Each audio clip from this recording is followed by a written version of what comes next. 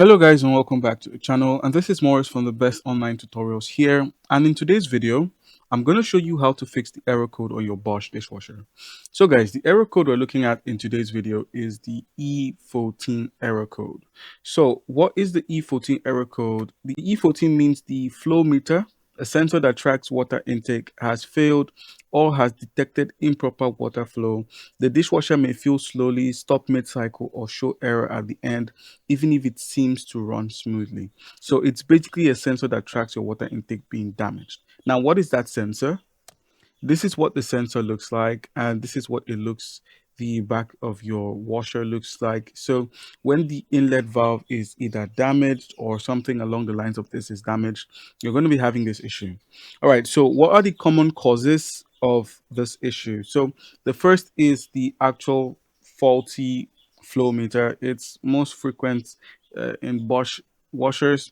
And then a clogged or restricted inlet filter or screens, as well as a kinked inlet hose or low water pressure, and rarely wiring issues or build up after. So guys, what are the basic troubleshooting you can do for this issue? The first is checking your inlet and cleaning out your filters. So you can simply ensure the water supply tap underneath your sinks are fully open, and then check your household pressure if a strong flow is needed. So if the flow is too weak, you need to check that out, as well as inspecting the inlet hose for kinks or damages, and then straightening it out if needed. And last but not least, clean your inlet filters. So turn off your power, disconnect your hose, get a towel ready, and remove the mesh screen from the valve port, and then rinse thoroughly under water, and then reinstall securely, and then reconnect the hose.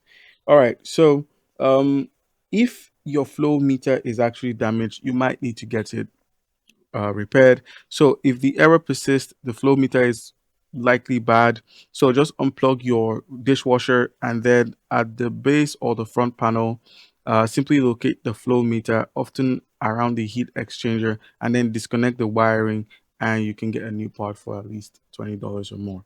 All right, guys. So that's how you can go about fixing this issue. Comment down below if you have any questions. Don't forget to leave a like and subscribe for more content. Thank you.